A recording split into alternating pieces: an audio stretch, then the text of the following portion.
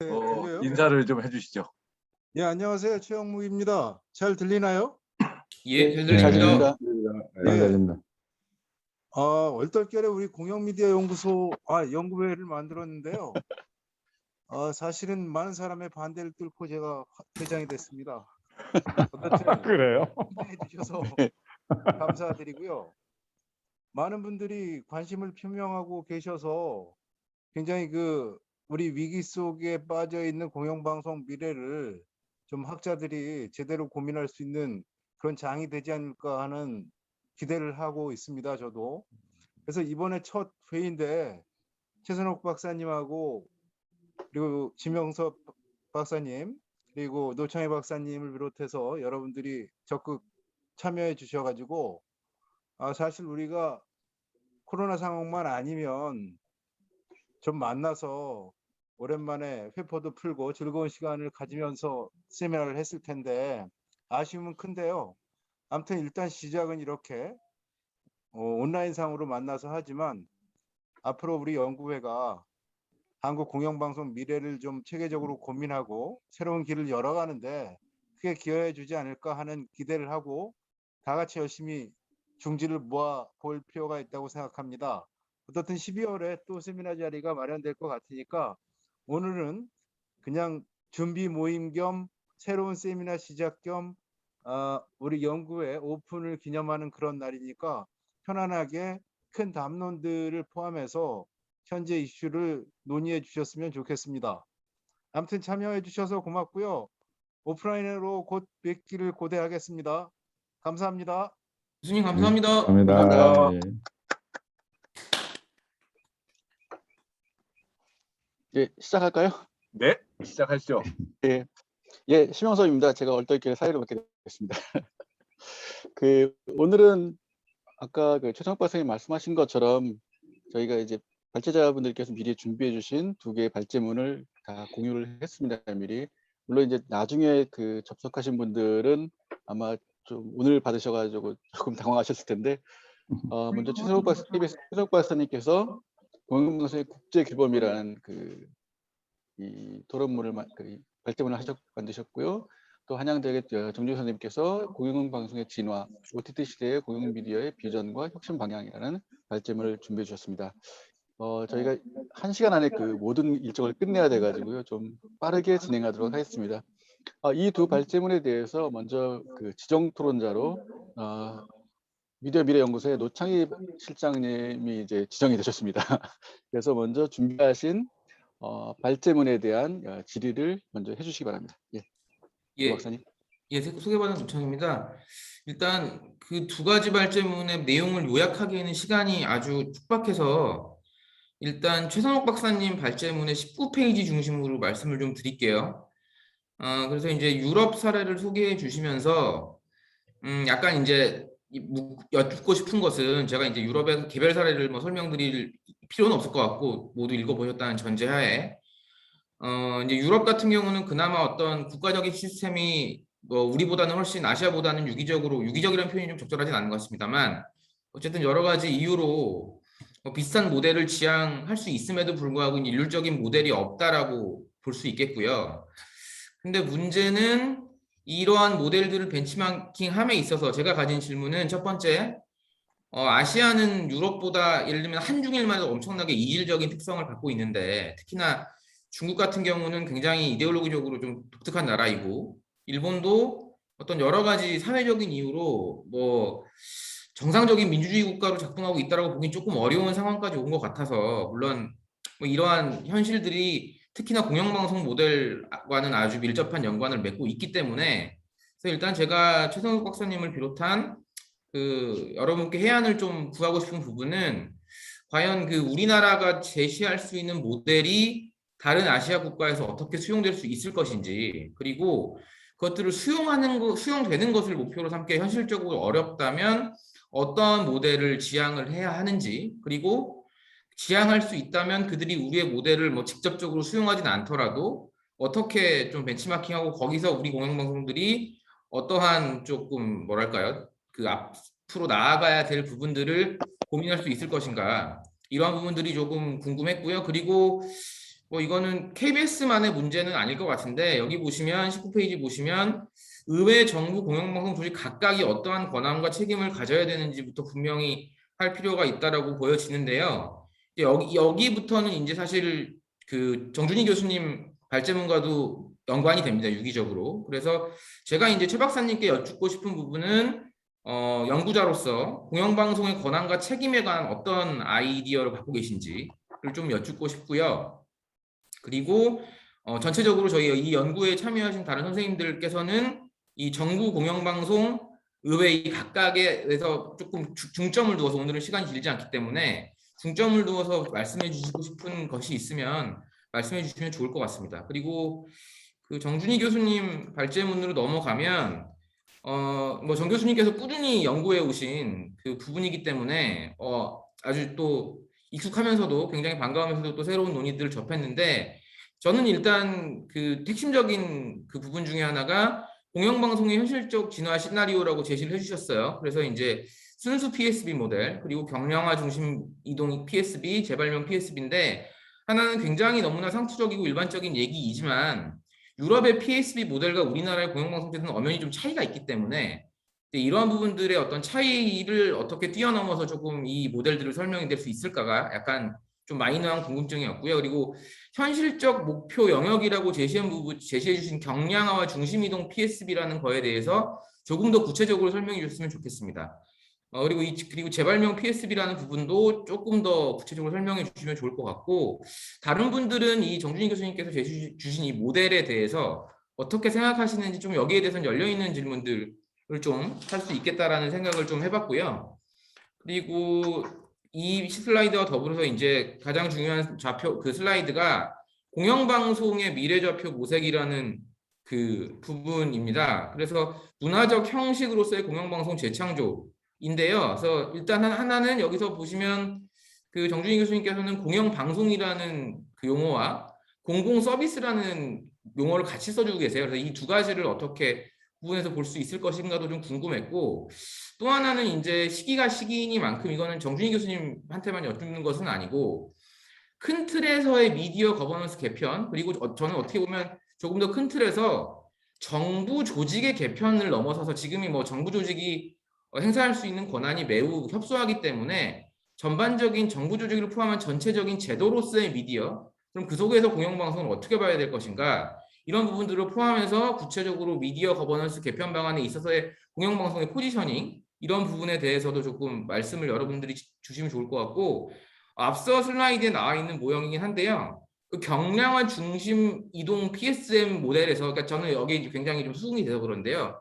각자가 생각하실 때 이 모델을 지향하면서 전체적인 공영방송 자체의 이해관계를 넘어서서 어떻게 하면 공영방송이 제가 말씀드린 전체적인 제도로서의 미디어 생태계 내에서 사회적으로 긍정적인 역할을 하기 위해서 어떤 것들이 필요할지 뭐 단기적인 차원에서는 아니면 좀 현실적으로 급하게 되긴 어렵겠지만 꼭 필요하다라고 생각되는 부분들을 말씀해 주시면 논의가 좀 어떻게 좀 흥미롭게 진행되지 않을까라고 좀 생각을 해봤습니다. 저는 이상입니다. 예, 그 대단하신 것 같아요. 이 파워포인트만 가지고 독심술을 행사하신 걸 보면 이걸 다 이해하셨다는 게 저는 모르겠더라고요. 아무리 봐도.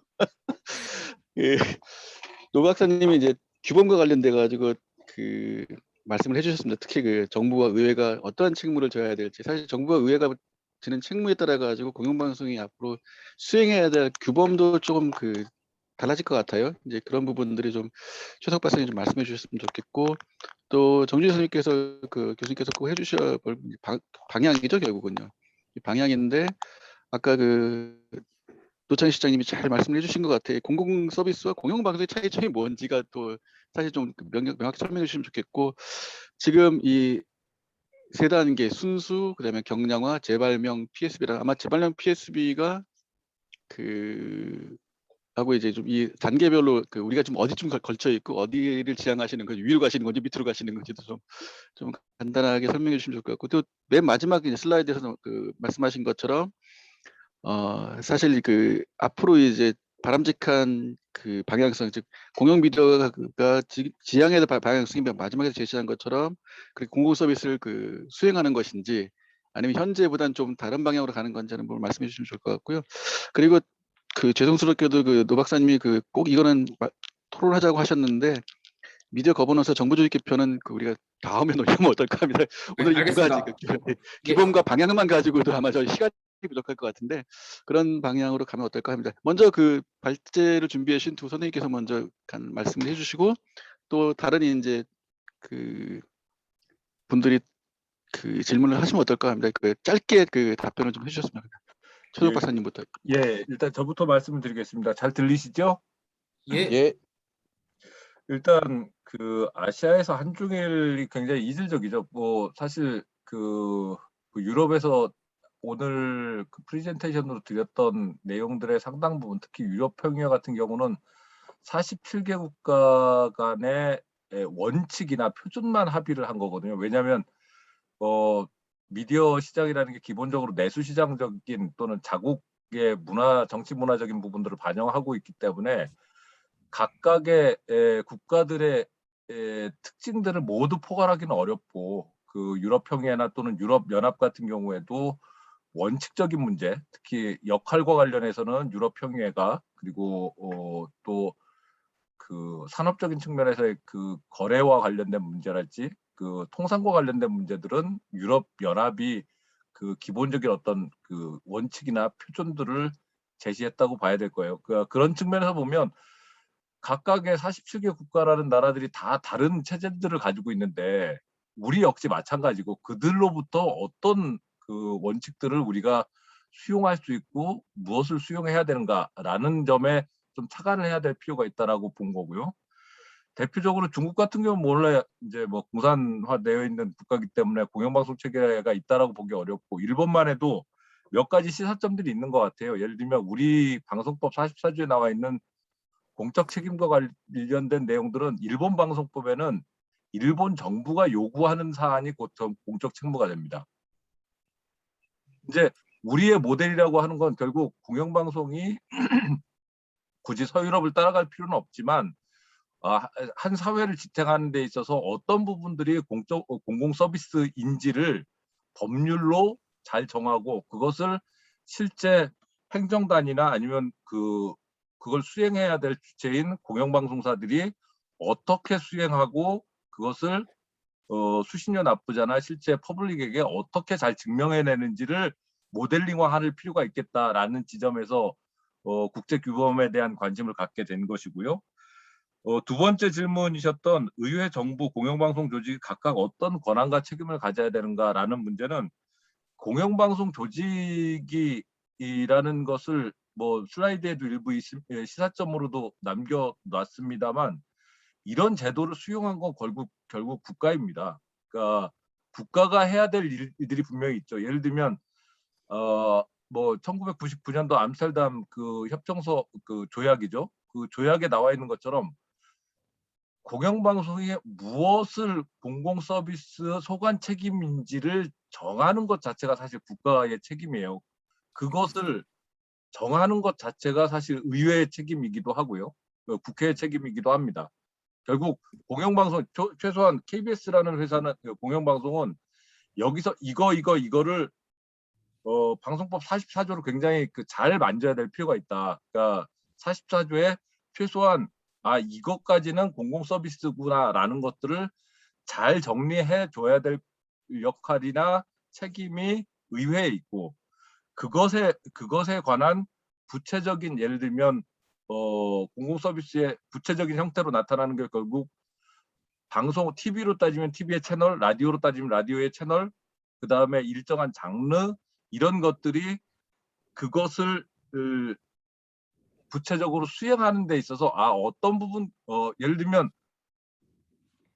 뭐 사례로 얘기를 들자면 BBC가 불편부당 그 공적 책무로 정리를 하고 있는 치커창에서 정리를 하고 있는 불편부당한 뉴스와 정보에 관한 공적 책임 1번이 이게 BBC의 각 채널들별로 예를 들면 BBC 원 같은 경우는 1650시간을 연간 뉴스를 방영해야 되고 그 다음에 주 시청 시간대에 뭐 600시간, 200몇 시간인가를 꼭 방송해야 되고 이런 것처럼 상대 비교를 통해서 무언가를 이 방송 평가를 하는 게 아니고 최소한 이것만큼은 하는 것이 좋겠다라는 일정한 쿼터를 잘 정하고 그것을 공영방송이 잘 수행했는지 안 했는지를 이행하는 방식으로, 그리고 공영방송은 그것에 대한 이행 여부들을 사회나 또는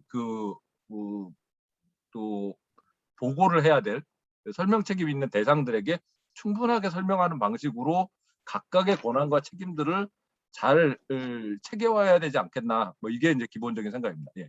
제 답변은 여기까지고요. 예, 고맙습니다. 제가 따로 정리하진 않겠습니다. 맨 마지막에 정리를 해야 돼가지고. 자, 그러면 정준희 교수님, 예, 답변 간단하게 부탁드리겠습니다. 발제문 올려놓고 저는 그냥 발표를 한다고 처음에는 그냥 생각을 하고 되게 약식으로 이미지만 위주로 하고 약간의 이제 텍스트를 달아놨는데 이게 이제 원래는 지금 이번에 개정판 나오는 공영방송론에 제가 새로 이제 마지막 챕터를 들어가면서 쓴 이제 원고가 있고 그 원고를 강연용으로 바꾼 이미지에다가 이제 이번에 발표용으로 이제 다시 바꾼 건데요. 그래서 그럴 줄 알았으면 이제 제가 그 초보 원고라도 좀 올려드릴 걸 그랬다라는 생각을 좀 했네요. 그 과정에서도 이제 아까 심영 선생님도 얘기해 주셨지만 노충희 박사님이 간신법으로 읽어주신 내용 가지고 얘기를 해야 될 텐데 네, 이거 가지고 할 얘기는 굉장히 많을 겁니다만 원래는 뭐 이제 논리 체계를 나름대로 짜가지고 이제 얘기한 거라 근데 이제 두 가지 이제 질문해 주신 부분에 대해서 일단 말씀을 좀 드릴게요. 피라미드로 만들어진 그 모형에 세 가지 모형이 있다는 건 진화의 방향이 세 가지만 있다고 얘기하는 건 사실은 아닌데 실질적으로 세 가지 안으로 귀결될 수밖에 없다가 제 생각이긴 합니다. 왜냐하면 전반적으로 보면 재발명 PSB라고 이제 부르는 건 실질적으로 PSM이죠. 근데 그게 과거에 PSB였던 걸 PSM으로 이제 확장 재발명하는 그런 케이스고 대표적으로 이제 BBC 같은 이제 그런 사례라고 볼 수 있는데 과거에 되게 풀 포트폴리오 모델이라고 불렀던 거의 상업 서비스하고 경쟁하면서 거의 모든 거를 다 하는 큰 공영방송은 대체로 재발명 PSM 모형으로 이제 갑니다. 이게 최근까지 이제 그런 사례고요. 근데 미국 같은 케이스처럼 되게 그냥 말 그대로 수도원 모형이었던 경우들, 시장 실패만 보완하는 그 되게 순수한 모형 같은 경우에는 결국 순수 PSB로 가죠. 이게 PSM이라고 말하기도 좀 어려워요. 그거는 방송을 좀 더 디지털 시대에 맞게 좀 더 잘하되 예를 들면 뭐 아동이라든가 청소년이라든가 뭐 노년이라든가 이런 데 이제 집중하는 그런 방식으로 약간 포커스를 이동시키는 이제 그런 정도죠. 한국은 이 두 가지 전통성에 명확히 설쳐 있지는 않은데 우리는 한 중간 모형 쪽에 있죠. 우리는 이제 조합형 모형이니까 상업형과 공영형이라고 하는 것을 섞어서 이제 하는 건데 사실은 그 2000년대까지는 우리나라도 되게 좀 큰 모형에 가까웠거든요. 우리가 아무리 수신료가 작다고 하더라도 실제로 광고료까지 이제 합치게 되면 꽤 재원이 적지는 않은 나라였고 특히나 그 지상파라든가 아니면 기타 이제 준공영방송이나 이런 식의 공영방송 군이 굉장히 또 센 나라이기 때문에 전반적으로 큰 공영방송군에 해당하는 나라에 있어요. 근데 이게 이제 2000년대를 쭉 경과하면서 2010년에서 이제 20년 사이를 겪으면서 급격하게 이제 위축이 됐죠. 그러다 보니까 재발명 PSM을 지향하니까 굉장히 안 좋아진 이제 그런 상황이 돼버렸고 순수 PSB 같은 경우에 사실 지금도 언제든 가능하거든요. 그리고 뭐 특히나 이제 약간 보수적 견해를 가지고 계신 분들은 공영방송 없애자 이렇게 얘기하면 실질적으로 없어지진 저는 않는다고 생각합니다. 언제든 약간 이제 위축시켜서 작게 만드는 그런 방향은 그냥 안 해도 그냥 그쪽으로 귀결될 가능성이 되게 높다는 거죠. 그러면 현재 이제 동력은 재발명 PSM으로 가긴 굉장히 어려운 상태고, 그러니까 디지털 과제를 새로 하고 막 기존의 과제도 굉장히 잘하고 이런 식으로 가기는 대단히 어려운 상태이기 때문에 그렇다고 순수 PSB로 자동적으로 이제 귀결되도록 하지는 않으려면 이 중간에 있는 이제 경량화 모형이나 또는 중심이동 모형으로 현실적으로 생각해야 된다라고 이제 말씀드리는 거고요. 경량화 모형하고 중심이동 모형은 약간 다르거든요. 경량화 모형은 뭐냐면 기존에 있는 것들을 더 잘하는 건데 기존에 잘하던 걸 더 잘하는 건데 모든 걸 다 잘할 수는 없기 때문에 의무를 축소시키는 겁니다. 그러니까 이를테면 뭐 지역에 관련된 의무라든가 뭐 국제방송에 관련된 의무라든가 이런 것들을 다 하나하나 다 해야 되는 게 아니라 디지털 시대에 핵심적으로 공영방송이 해야 될 임무를 딱 축소해서 명확하게 정의를 해서 그거 위주로 이제 굴러가는 게 이제 경량화 모형이고요. 그다음에 그 중심이동 모형이라고 하는 건 이제 사이즈는 물론 경량 사이즈니까 과거에 비해서는 경량 사이즈긴 하지만 기존에 있던 책무들 이런 것들에 대해서 부담 갖지 말고 아예 새로운 책무를 발명하는 거죠. 그래서 그 새로운 책무 위주로 공영방송 자체를 중심 이동시키는 이제 그런 방식이라고 이제 얘기할 수가 있습니다. 그게 이제 제가 뒤에서 말씀드렸던 이제 공영방송 여러 가지 이제 새로운 좌표에 관련된 이야기가 이제 그런 건데요. 이를테면 이제 저는 경량화 모형도 이제 뭐 현실적으로 아마 이게 제일 가능성이 좀 높긴 한데 중심 이동 모형도 좀 적극적으로 생각할 필요가 있다라고 보는 거고요. 이 중심 이동 모형이라고 하는 것의 중요한 건 디지털 자원으로 재배치를 다 해야 된다는 겁니다. 중심 이동을 한 건 기존의 아날로그 자원 배치에서 디지털 자원으로 완전히 이동을 해야 되거든요. 그러려면 사실은 지금은 PD 기자, 그다음에 방송 기술 위주로 돼 있던 직군이 사실 IT 직군들이 상당히 중요해져요. IT 직군과 함께 제작과 기타가 연결돼야 되는 그런 거죠. 개발자들이 필요하고 이런 거거든요. 그래서 직군도 상당히 바꿔야 되고, 그다음에 기존의 방송 기술 직군이 어떻게 새롭게 IT 직군과 함께 결합하면서 디지털 서비스를 할 것인가라는 문제로 이동을 해야 된다는 거죠. 그래서 상당한 이동이 좀 필요합니다. 경량화 같은 경우는 기존의 PD 기술, 그다음에 기자 직군 그대로 가져가도 되는데 디지털 시대에 맞도록 핵심적인 것만 이제 잘하자, 이제 이런 것에 좀 더 가까운 거죠. 저는 이제 후자 중심 이동이 좀 필요하다라고 보는 입장이고요. 그다음에 중심 이동을 한다면 이게 어떤 거냐? 지금 계속해서 수신료 논쟁이나 아니면 지배구조 관련된 논쟁 같은 것들을 보면 결과적으로는 되게 좀 정확한 타겟을 못 잡은 논쟁이라는 생각이 드는데 이게 어떤 식으로든 데드락 상태에 계속해서 빠질 수밖에 없는 거죠. 정쟁화가 일어나니까. 근데 되게 새로운 방식으로 이제 서비스를 만약에 창안한다면 제가 뭐 제안한 여러 가지가 있습니다. 그중에 한 가지 예를 들면 공공 서비스와 공영 방송 무슨 차이냐 이렇게 얘기하셨는데 뭐 그렇게까지 중요하진 않고 이제 공영 방송이라고 하는 건 현재의 이제 공공적으로 소유된 방송의 의미를 가지고 있는 거고 공공 서비스는 그거보다 훨씬 더 넓은 범위의 우리 공공 서비스가 있잖아요. 예를 들면 대학도 일종의 공공 서비스고 그다음에 박물관 이런 것도 일종의 공공 서비스인데 이것들이 사실 우리나라에서 문화부에서 굉장히 투여하는 돈도 많은 쪽이란 말이죠. 교육부 쪽에서 투여하는 데도 굉장히 많아요. 근데 이렇게 대학이나 아니면 박물관이나 뭐 이런 것 쪽에 또는 이제 뭐 박물관뿐만이 아니라 여러 가지 미술관이나 이런 것들이 있죠. 이런 것들에 흩어져 있는 굉장히 많은 실물형 그다음에 미디어형 컨텐츠들이 이제 존재를 하는데 이것들 하나를 꿰주는 어떤 역할을 해주는 게 없다는 거죠. 그래서 제가 뭐 메타버스 얘기를 원래는 이제 그 원고에서 했습니다만 메타버스 자체를 얘기하는 게 아니라 공공 서비스 유니버스가 필요하다는 얘기를 하는 건데 우리나라에서 공공 서비스라고 불리는 것들에 대한 신뢰가 굉장히 많이 커졌거든요. 지역 같은 데 내려가 보시면 지역 관청들이 만들어낸 수많은 박물관들이 있는데 이게 돈 꼬라박는 문제도 있긴 하지만 사실 컨텐츠 질이나 이런 것들이 굉장히 좋아요. 이런 것들이 이제 산발적으로 진행되는 것이 저는 문제라고 보기 때문에 일종의 이제 큐레이터 역할 같은 것들을 하면서 이렇게 산재해 있는 실물형 미디어형 컨텐츠들을 쭉 묶어서 우리가 이제 같이 경험하고 즐길 수 있도록 만들어주는 그런 공공 서비스 유니버스를 만드는 것이 저는 되게 중요하다고 보고 그게 브랜드 가치가 굉장히 높다라고 생각을 하거든요.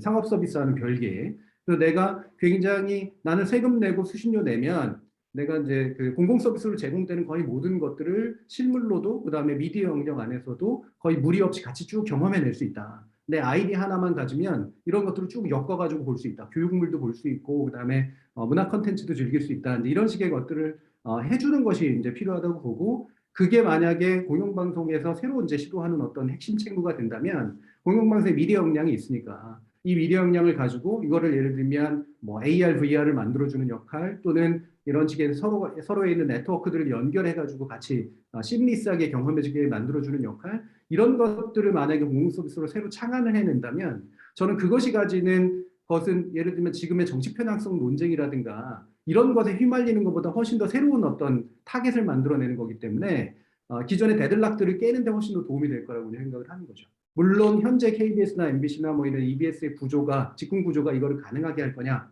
이건 별개의 문제긴 합니다. 그냥 뭐 거의 불가능할 가능성이 높긴 하지만 아예 논지 자체를 이동시켜서 중심 이동을 시켜서 그걸 위주로 뭔가를 재구축하는 방향으로 가보면 현재 이렇게 그 교착 상태에 빠져 있는 논리를 풀어내는 데 훨씬 더 도움이 되지 않겠냐 이런 얘기를 드리는 거고요. 거기에 이제 좀 플러스해서 이제 아까 이제 최성욱 박사님 발표해 주신 내용에 제가 의견을 간단하게만 말씀을 드리면 카운슬 오브 유럽이라든가 이제 유럽 연합이라든가 이런 데서 만들어내는 공영방송 원칙들이나 이런 것들은 굉장히 중요한 힌트죠. 왜냐하면 사실 담론 수준이 굉장히 높아요. 높다는 게 추상 수준도 높지만 사실 굉장히 고급한 담론이거든요. 그래서 그 담론이 실제로 유럽 같은 경우에는 좀 떨어져 있는 나라들을 높은 나라 수준으로 올리도록 만드는 데 상당히 도움을 줍니다. 이게 유럽 통합에서 굉장히 큰 역할을 하잖아요. 그렇기 때문에 유럽 평화나 이런 게 완전히 하이 소사이어티이기 때문에 사실은 귀족들 모임이나 마찬가지인 건데 이런 데들이 좋은 담론으로 만들어내서 그다음에 그렇게 되면 공공 서비스 방송이나 이런 게 각 나라들에게 적어도 공식 제도이고 사회적 기부다라고 하는 것들을 명확하게 해줌으로써 일종의 헌법적 지위를 갖게 되는 효과 같은 것들이 이제 나타나는 거죠. 그런 것들을 좀 위에서 끌어주는 효과가 굉장히 크고 우리도 이제 그런 식의 아이디어나 힌트들을 이제 가져오는 건 굉장히 중요하다라고 보는데 문제는 이제 이건 유럽이라고 하는 나라가 유럽을 통합시키는 과정에서 생기는 그런 효과와 일종의 조약적 효과 같은 것들이 있습니다.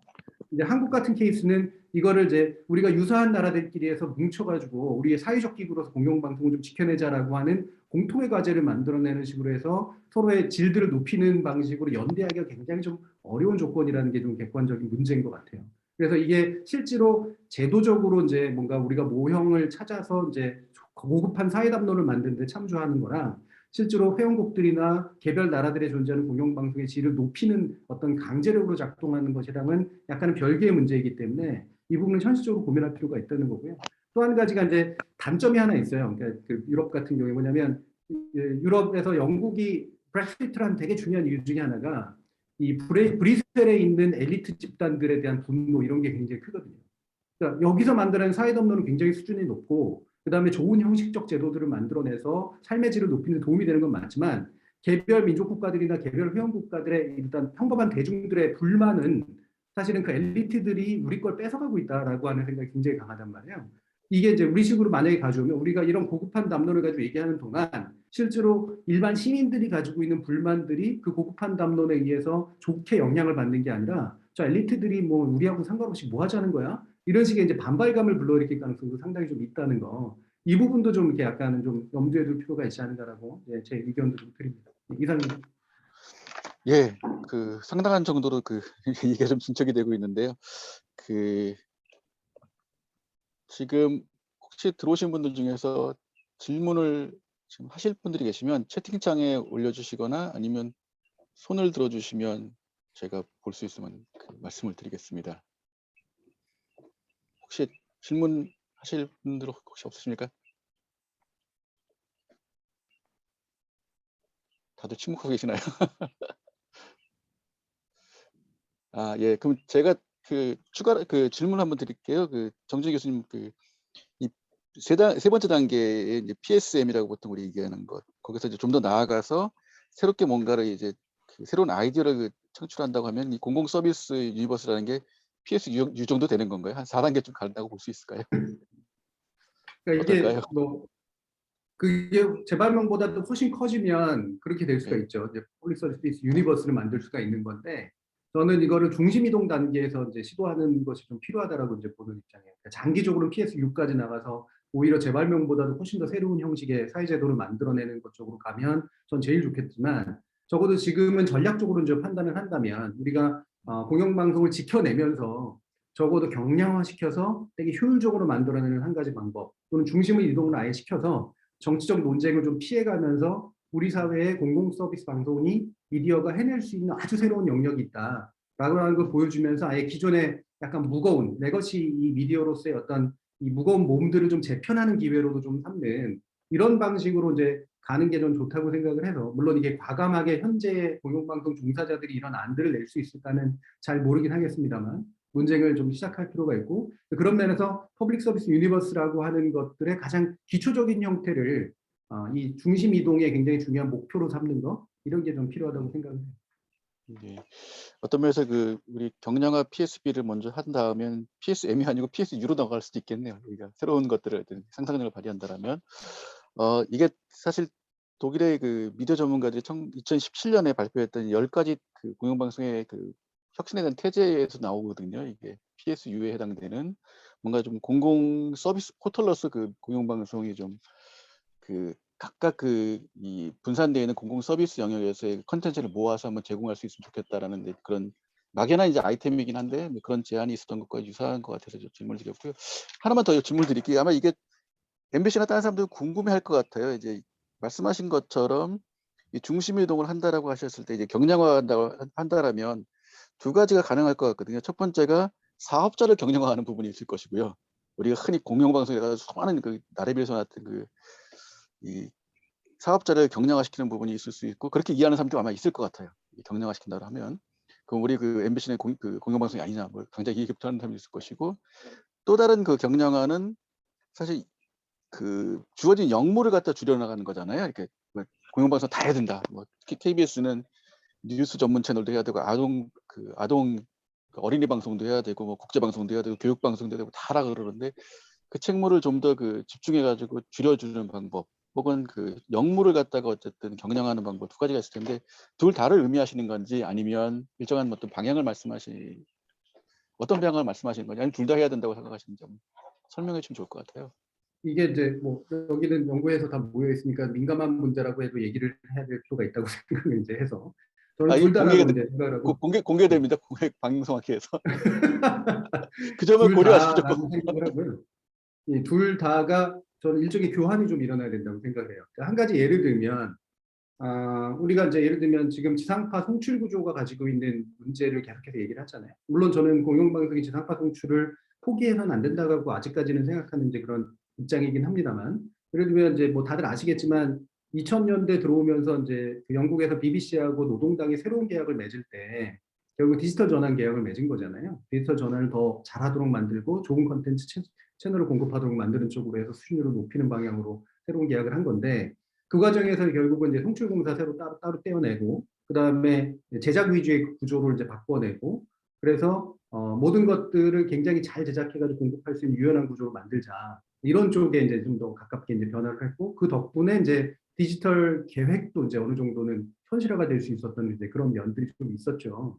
그 과정에서 이제 실제로 막 사람을 막 다 잘라내고 이런 건 아니지만, 사람의 규모는 일부 줄어들면서도 이제 뭐 예를 들어 부실한 자산 같은 것도 정리하고, 일부 줄어들면서도 그 일부 줄어든 사람들이 실제로 일하는, 뭔가 이게 제작을 위해서 많이 일을 하는 사람들 위주로 이제 쭉 바뀌어갔단 말이에요.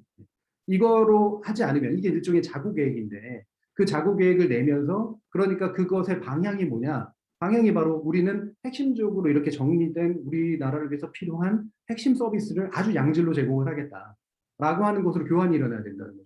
그래서 확실하게 이제 제도적으로는 너희는 이거는 명확하게 잘해라라고 얘기를 해서 이제 역무를 몇 가지로 정리해 주는 게 제도적인 방안이면, 그 제도를 받는 공영방송 내지 공공서비스 미디어 조직 안에서 그것에 부응하는 것으로 우리는 이런 식으로 이제 조직을 새로 좀 재편을 해가지고 몇 년 단계로 해가지고 직분의 구성이라든가 이런 것들을 바꿔내겠다라든가 이런 식의 안들이 좀 교환이 돼야 되는 거죠. 여기서 이제 물론 이 구조조정 문제가 이제 나서겠죠. 근데 이 구조조정을 사회적으로 어떻게 받아낼 것이냐는 저는 여러 가지 아이디어는 있긴 있는데 뭐 여기서 다 밝힐 건 물론 아닌 것 같고요. 네. 그렇습니다. 네. 그거에 대해서 예. 약간 첨언을 드리고 싶은 부분이 있어요. 그러니까 이제 2000년도에 그 뭐 커뮤니케이션 액트 2003으로 가면서 사실 규제 체계 변화가 같이 이제 수반이 됐단 말이죠. 그러니까 이제 당시 크라운 캐슬로 이제 송출 부분이 떼낼 때 이게 이제 BBC만의 독립적인 판단이었냐, 그런 부분들은 좀 아니었던 것 같아요. 그래서 그러니까 사회적으로 공영방송의 기능들을 어떻게 약간 재편하거나 이럴 때 필요한 부분들에 대한 그 레귤레이션이나 아니면 일정한 그 방향성들에 대해선 그거를 BBC도 마찬가지고 뭐 다른 해외 공영방송사들도 그냥 경영 계획의 일부로 뭔가를 진행되는 것이 아니고 일정한 제도의 변화나 아니면 규제 체계의 변화거나 이런 부분들이 수반이 될 때 굉장히 크게 탄력을 받을 수 있겠다. 뭐 그런 부분들이 같이 첨언이 좀 필요할 것 같고요. 아까 정준희 선생님 이야기하셨던 부분들 중에 이제 제가 생각했던 그 유럽의 국제 규범을 조금 참조를 하거나 좀 우리가 좀 지금 이 시기에 좀 가능한 좀 많은 그 원칙이나 표준들에 대한 수용을 좀 해야 될 필요가 있겠다라고 생각했던 부분들은 아까 말씀하셨던 딱 그 지점인 것 같아요. 조금 유럽 내에서 동유럽이나 뭐 저쪽 그이 좀 떨어져 있는 상대적으로 이 체계들을 끌어올리는데 굉장히 큰 도움이 되더라, 원칙으로서. 그러니까 이제 물론 굉장히 아이디어란 타입이기도 하고 뭐 어떤 부분들은 좀 어렵기도 하지만 우리 스스로 지금의 한 35년간 그냥 관행화되어 있고 관성화되어 있는 것들을 재구조화할 때 누구의 생각, 그냥 다 개인 연구자나 몇몇의 이제 그 연구자들의 생각보다 실체적이고 현재 적용되고 있고 행정적으로도 그런 원칙들이 만들어질 때 많은 유럽의 연구자들이 참여를 했고 그런 것들을 우리가 좀 어찌 보면 거저 먹는 것일 수도 있지만 또 수용하면서 오히려 사회를 또는 뭐 관련된 뭐 정부 부처나 의회들을 설득하는 데도 굉장히 좀 용이하겠다 이런 뭐 배경들 때문에 이제 설명을 드린 겁니다. 예. 첨언입니다. 저도 그 첨언에 대해서 약간 다시 더 말씀을 드리면, 예, 그러니까 좋습니다. 저는 이런 효과들을 고민할 필요가 있을 것 같아요. 그러니까 예를 들면 그 이번에 언론중재법 개정 과정에서 저는 중요한 키포인트, 터닝 포인트가 몇 개가 있었다고 보는데, 저는 개인적으로 되게 마음에 안 드는 프로세스였지만, 예를 들면 유엔 인권관이 뭔가 부정적인 의사를 표현한 거, 이게 이제 상당히 크게 영향을 미쳤단 말이에요. 그러니까 이게 참 웃긴 일인데, 솔직히 그 사람이 우리나라 얼마나 안다고 이렇게 얘기를 했을까 싶지만, 공영방송이 그 수준까지는 가지 못하죠. 우리가 이제 뭐 국제기구 차원에서 막 이렇게 뭔가 인권 차원으로 뭔가 보편적인 이야기를 하기 굉장히 어려운데, 적어도 유럽에서 일어나는 일들 중에 이제 우리가 코로나19에서 가짜뉴스가 굉장히 심각한 문제가 있기 때문에 이거는 공영방송 위주로 뭔가 가짜뉴스를 척결을 내지 뭔가 중화시키기 위한 굉장한 노력이 필요해. 너희도 중요한 사익이고야. 그러면서 우리 예산 같이 한번 줄게. 이런 식으로 갈 때 그 한마디가 가지는 효과가 굉장히 크단 말이에요. 그래서 이게 뭐 유럽과 뭐 이제 세계에 있는 좋은 공영방송들의 연합이 됐건 뭐 아니면 국제기구의 차원이 됐건 간에 공공 서비스를 굉장히 중요한 사회적 기구로 계속해서 정해주고 발언해주는 것들을 의도적으로 만들어내서 그 국제적 표준에 우리도 한번 맞춰 나가자라고 하는 식으로 가는 그런 담론을 일부러 좀 만들어내는 건 저는 상당히 좀 의미가 있는 일이라는 생각이 들거든요. 그래서 그런 거는 굉장히 좀 중요한 것 같고요. 그다음에 이제 그 직군 구성이나 이런 데서 저는 크라운 캐슬로 넘긴 게 영국 정부가 잘한 일은 아니라고 생각해요. 이게 결과적으로는 굉장히 중요한 지상파 송출 인프라를 일종의 국제 자본이나 투기 자본에게 넘긴 꼴을 가져왔기 때문에 거기에 결국은 나중에 맥커리 같은 이런 애들이 들어간 거잖아요. 그래서 그거는 되게 조심해야 되는 일인데 저는 여전히 공적 구조로 가져가는 게 맞다라고 생각을 하거든요. 그 공적 구조를 가져가서 그 네트워크가 우리나라에 굉장히 중요한 인프라로서 작동할 수 있도록 만들어주는 대안을 하나 마련해 놓는 사회적 논의 과정에서 이 이야기가 진행되는 게 맞다. 그리고 그 당시 영국은 이를테면 송출망, 그러니까 방송 브로드캐스팅 스테이션이 더 이상 아니다라는 걸 선언한 거지만 적어도 제작 스테이션이고 그다음에 중요한 거는 플랫폼 오퍼레이터가 된 거잖아요. 그러니까 지상파의 네트워크를 잘라서 쓸 수 있는 권한을 가져가면서 그 권한을 가지고 뭔가 새로운 실험을 할 수 있는 거였기 때문에 지금 이제 10년, 20년 지난 지금 우리가 똑같은 실험을 하긴 되게 어렵겠지만 적어도 뭐 이렇게 플랫폼 오퍼레이터로서 이제 중심 이동하도록 만들어주는 그런 사회적 제도적 기획들과 함께 가지 않으면 무조건 너희 사람 줄여라 그리고 잘라서 옮겨라 이렇게 가는 방식이 분명히 아닐 거라는 생각을 합니다. 그 지금 이제 쭉 저희가 한 37분 정도 지났는데요. 그 같이 참여하시면서 혹시 질문하실 내용이 있으시면 누구든 한번 질문을 해주시죠. 혹시 제가 한 말씀 드려도 될까요? 아, 예. 말씀하십시오. 아니, 저는 지금 오늘 정준희 교수님 말씀 들으면서 든 생각인데, 그러니까 정준희 교수님 발제문에서 아이디어 얻었지만 이건 제 생각입니다. 그 PSU를 지향한다고 했을 때 저는 그런 모델을 보면 어떨까 싶은데, 그러니까 PSU를 지향하면서도 여러 가지 길이 있을 것 같아요. 가령 PSU를 지향하면서 공영방송 혹은 공공서비스 미디어의 어떤 그 여러 가지 역할들을 늘리는 방안이 하나 있을 것 같고, 근데 늘리면서도 지금의 굉장히 중점적인 그 기능을 오히려 좀 축소시키고 다양한 사회적 구축과 협업 같은 부분들을 좀 생각할 필요가 있을 것 같거든요. 가령 요즘 너무 많이 되는 얘기니까 가령 뭐 넷플릭스와의 협업이라거나 아니면 공공 지자체와의 협업이라거나 이렇게 그 PS를 지향해서 폭을 넓히면서 그 안에서 공영방송이 운신의 폭을 조금 현실적으로 조금 유연하게 가져가는 이런 모델에 대한 고민은 좀 어떨까? 그러니까 이게 공영방송 혼자서 할 수 있는 일이 사실은 많지 않아 보여서 요거는 뭐 제 의견이자 코멘트라고 이해해 주시면 감사하겠습니다. 예, 정 교수님 답변 잠깐 해주시겠습니까? 아니면 예. 뭐 간단하게 말씀드리면 사실 그 부분이 되게 중요하고 필수적인 요소예요. 근데 우리나라가 제일 못하는 요소이기도 하고 기존의 기업 위주의 공영방송이 제일 못했던 요소 중에 하나거든요. 심지어는 뭐 K하고 E조차 같이 협업하기도 어려운데 직무구조가 굉장히 다른 공조직하고 협업한다 굉장히 어려울 거예요. 근데 그걸 해내지 않으면 저는 의미 있게 생존하기란 대단히 어려워질 거라고 생각을 하거든요. 지금이라도. 예를 들면 지금 문화부나 이런 데서 국립위에서 운영하는 그런 이제 미술관이나 박물관에 들어가는 돈이 굉장히 많거든요. 그리고 여기서 뭐 예를 들면 VR형, 뭐 AR형 해가지고 뭔가 만들자, 뭐 그러면서 뭐 새로운 갤러리 만들자 이러면서 또 돈 쏟아붓기도 하고 안 되기도 하고 막 그래요.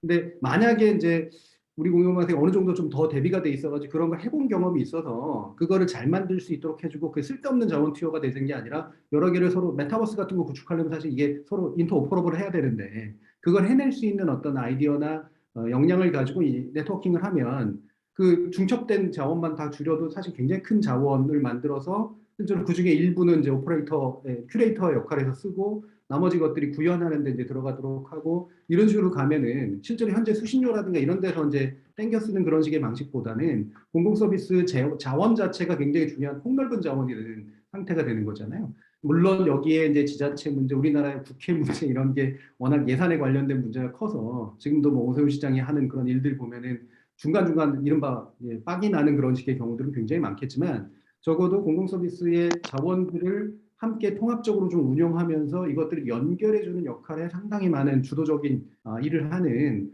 성능 네트워크의 이제 핵심 포털로서 이제 기능하는 거 이럴 정도의 이제 준비와 그다음에 야심을 가지고 좀 공영방송 종사자들이 움직여주지 않으면 이후의 생존은 저는 의미가 없어질 거다 이런 생각 같은 게 있습니다. 거기에 네, 그 사례를 조금만 이야기를 드리면, 그러니까 저희도 뭐 요번에 그 뭐 사장 공모를 할 때 여러 후보자들이 이제 파트너십을 어떻게 가져가겠다라는 의견들이 좀 많이 나오긴 했어요. 그리고 안에서도 실제 뭐 해외 공영방송사들이 다른 문화기관들하고의 연계들을 어떻게 가져가는지를 이제 살펴보기도 하고요. 뭐 나라별로도 몇 개 나라들에 굉장히 집중해서 보기도 하고, 뭐 영국 같으면 뭐 정준희 선생님 여기 계시니까 뭐 아트 파트너십 이래가지고 뭐 로얄 코트하고 뭐 파트너십을 한다든가 아니면 에딘버러 뭐 페스티벌하고 연계를 한다든가, 사실 BBC가 하고 매년 섹스피어 무슨 페스티벌을 연다든가, 이게 굉장히 사회 자본적인 어떤 성격을 가지고 있는 문화 그 기관들하고의 연계 작업들을 굉장히 많이 하고 있는데 현격하게 우리가 부족한 건 사실이에요. 그러니까 이제 여태까지는 혼자 할 수 있다라는 생각들이 너무 많았던 것 같아요. 그러니까 이제 이거를 어떻게 같이 파트너십 형태로 가져갈 거냐라는 고민들은 뭐 KBS뿐만이 아니고 다른 공영방송도 같이 고민해야 될 대목이기도 하고요. 그 과정에서 오히려 협업들이 좀 이루어지지 않을까 뭐 이런 기대도 좀 해봅니다. 네. 예, 그 두 분 발제문이 이제 자연스럽게 연결이 되는데요. 그러면 이렇게 이제 저희가 이제 오늘 하는 중요한 내용이 규범과 이제 방향의 문제인데, 우리 규범을 만드는 주체는 결국은 그 최성혁 박사님은 어쨌든 정부와 의회의 역할이 중요하다고 보시는 건지, 아니면 공영방송 스스로 제시할 부분도 있을 것 같다는 생각이 들거든요. 예컨대 이제 아까 한 가지만 좀 말씀드리면, 우리가 좀 아시아에서 어쨌든 그 유럽 내에서 유럽연합이나 브뤼셀이나 그 영국의 BBC가 했던 역할처럼 그런 좀 어떤 면에서 그 민주주의를 먼저 시작한 나라에서 좀 모범을 보일 수 있는 것들이 있으면 좋겠다. 뭐 그런 것들 역할을 우리가 제도적으로 그리고 또 실질적으로 그 공영방송이 그 하는 수행하는 역할을 통해 좀 보여줄 필요가 있다고 말씀하셨는데, 그러면 어디부터 선행되는 게 필요할지 한번 여쭙고 싶어요. 예, 일단 마지막에 그런 뭐 아시아의 모델이 됐으면 좋겠다라고 착안한 데는 두 가지 이유 때문입니다. 첫 번째는 우리의 목표가 너무 현재 문제를 해결하는 데 집중된 것은 아닌지. 그러니까 지금 우리가 원든 원치 않든 뭐 아시아에서 몇 안 되는 그 민주주의 국가의 모습들을 취해가고 있고요. 뭐 선거를 통해서 안정적으로 정권이 이양된다든가 이럴 수 있는 나라가 아시아에서 사실 몇 나라가 안 돼요. 그런 측면에서 보면 그 뭐 공영방송과 민주주의 굉장히 밀접한 관계가 있고, 그렇다면 뭐 연구자들이 늘 많이 인용하는 할린과 만치니처럼 뭐 영국과 뭐 어디는 자유주의적인 어떤 성격의 모델링이 가능한 공영방송의 역할들을 가지고 있고, 독일과 북유럽들은 뭐 코퍼레티즘에 기반한, 그게 물론 그 나라의 민주주의의 어떤 성격들을 공영방송이 끌어안은 거죠. 그런 것처럼 결국 대통령제고 중앙 집권적이고 여러 가지 아시아 국가들이 가지고 있는 공통적인 특징들을 우리도 가지고 있는데, 유교적인 어떤 문화들도 가지고 있고, 그럼 우리 체계 내에서 우리만의 어떤 모델링을 어떻게 가져갈 수 있을 거냐. 예를 들면 예를 들어서 최근에 2018년도도 그렇고 지금 뭐 일부는 비판도 있습니다만 국민 참여를 통해서 뭐 사장을 뽑는다. 이거 글로벌리 뭐 사례를 별로 본 적이 없는 상황들인 거예요. 이런 부분들을 어떻게 제도화하고 좀 더 직접적으로 관여도를 높일 수 있는 방법들을 우리가 실험해내고 그것이 실제 공영방송의 성과로까지 어떻게 이어지게 만들 거냐를, 그러니까 모델링 작업처럼 해 간다면 이 자체가 사실은 뭐 다른 뭐 아시아 국가들한테도 전형이 될 수 있지 않을까, 이렇게 본다는 거죠. 예, 뭐 제 견해는 약간 그렇습니다. 예. 혹시 다들 말씀이 없으셔가지고 이만하시고 제가 예, 홍경수 교수님, 예, 반갑습니다. 예, 그 경량화 모델이라고 하는 거하고 그 중심의 이동이라고 하는 거 지금 이게 나왔는데, 경량화에는 이제 뭐 그 어떤 직무의 그 줄임도 포함이 될 것 같고요.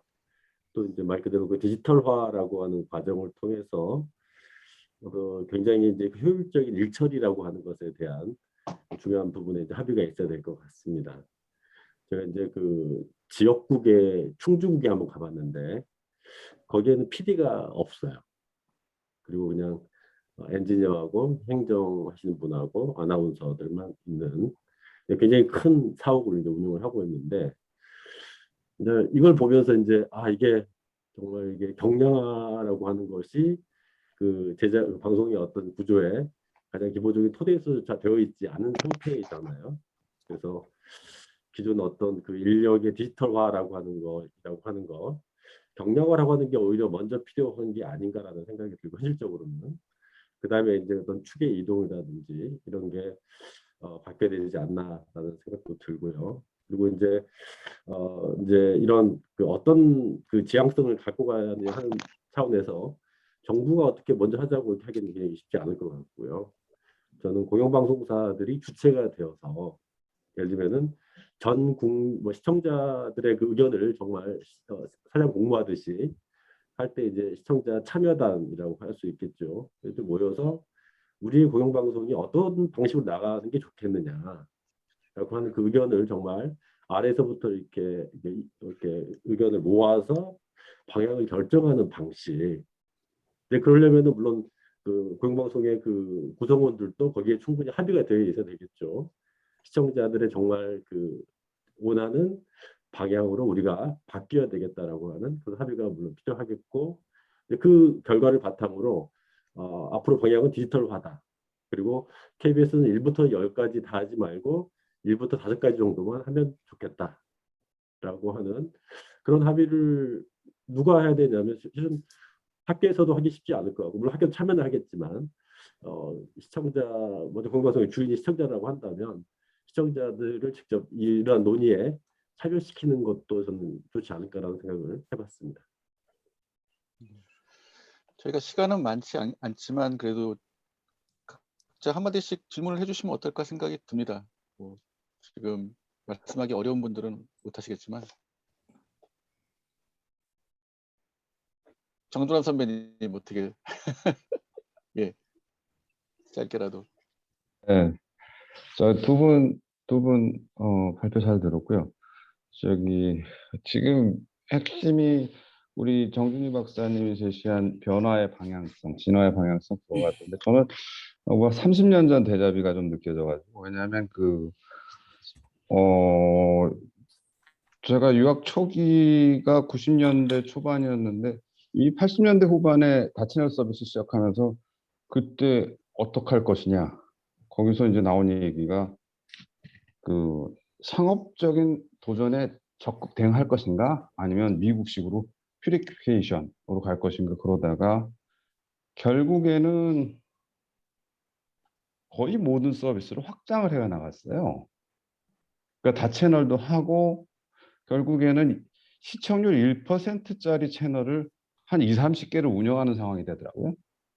그리고 OTT 시대 오니까 플랫폼도 운영하게 되고, 근데 그렇게 가기 위해서는 국민들이 그 제공하는 서비스의 가치를 인정하고 따라가주는, 그리고 제도적인 보장도 있고, 거기에서 물론 이제 보수 우파들은 민영화 얘기도 했었고, 그런데 이제 프랑스 같은 경우 TFX 민영화 시켰잖아요.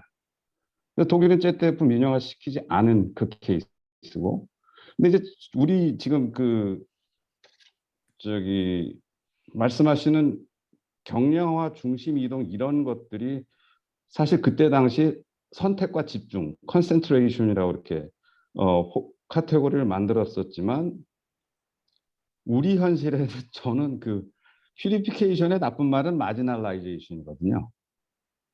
그러니까 지금까지의 역량 그리고 시장의 어떤 지위로 볼 때 경량화와 중심 이동이 오히려 그쪽으로 밀려가지 않을까라는 우려가 있고, 상당히 전폭적인 국민의 지지나 제도적 개선이 있지 않고서는 진짜 그 마지널한 역할 이외에는 선택폭이 너무 적어지는 것이 아닌가. 그래서 규범 측면이나 제도 측면에서 그 최근에 이제 연방 헌재 수신료 관련 판결에서 나온 거는 방송의 자유에 대한 어떤 시비가 이제 수신료 관련해서, 인상 관련해서 정치권의 개입이 있고 문제 제기가 있을 때 수신료를 요구할 수 있는 것은 공영방송사의 기본권적 권리다라는 그런 게 핵심 메시지 중에 하나인데, 그런 수준의 제도적 보장이 있지 않고서는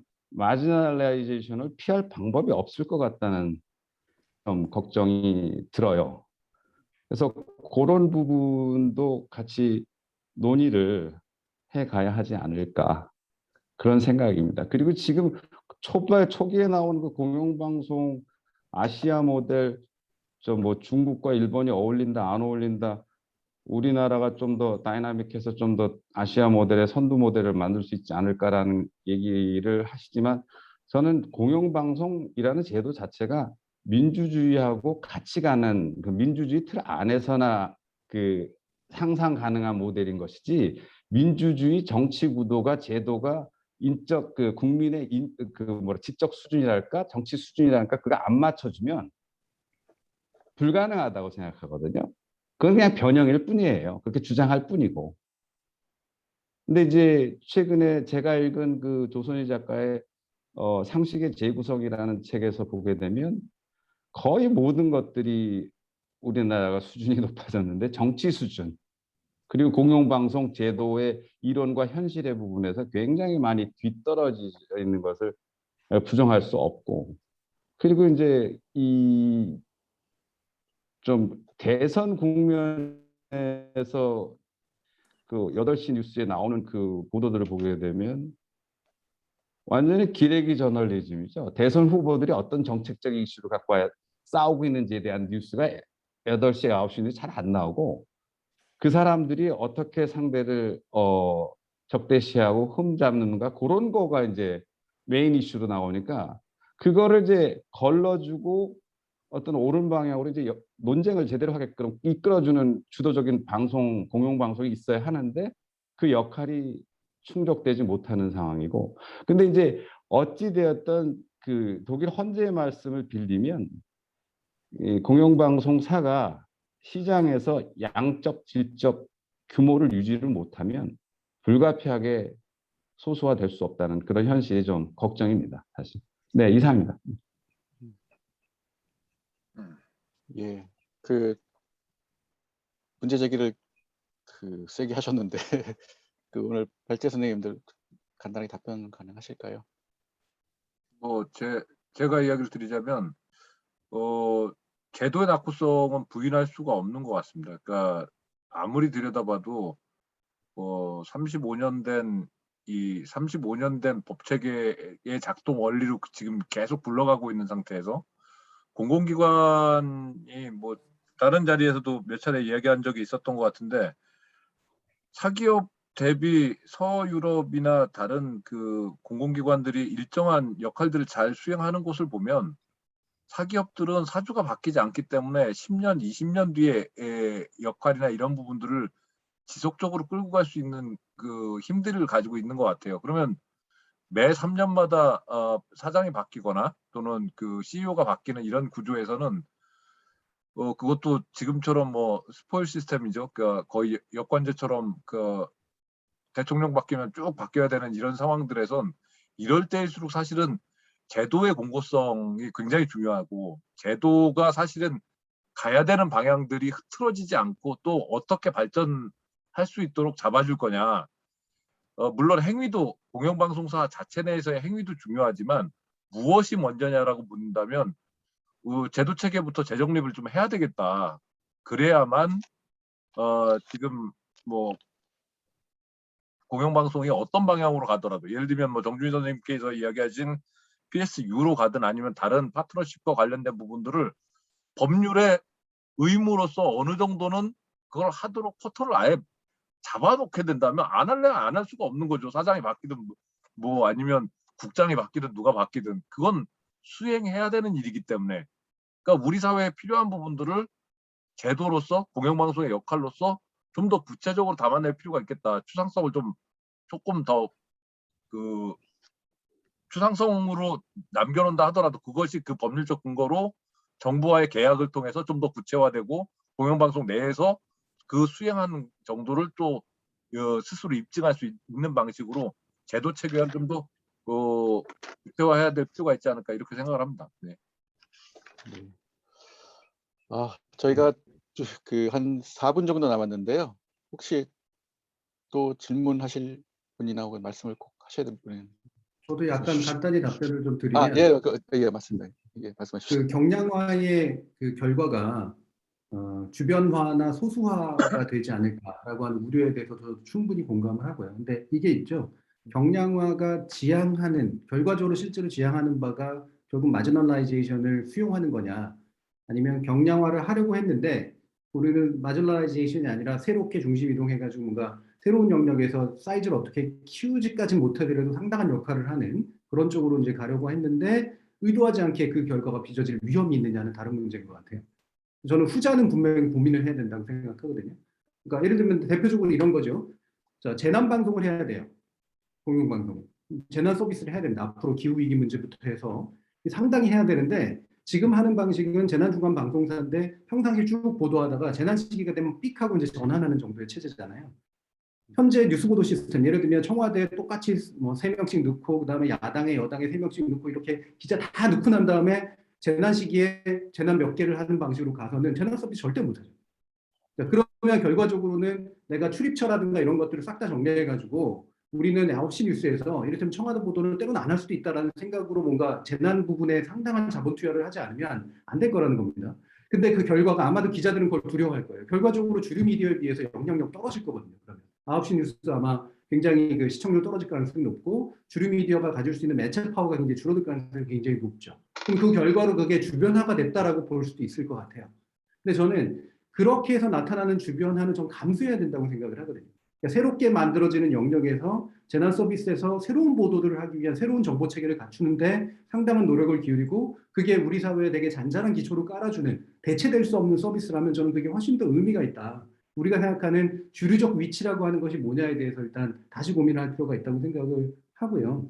또 한 가지 보면 예를 들면 이런 거거든요. 그러니까 EBS 같은 경우는 저는 뭘 해야 된다고 생각하냐면 EBS에 만약에 책무를 주어지면 아동이 청소년기에 이르기까지 부모가 안심하고 즐길 수 있는 게임을 만들어라.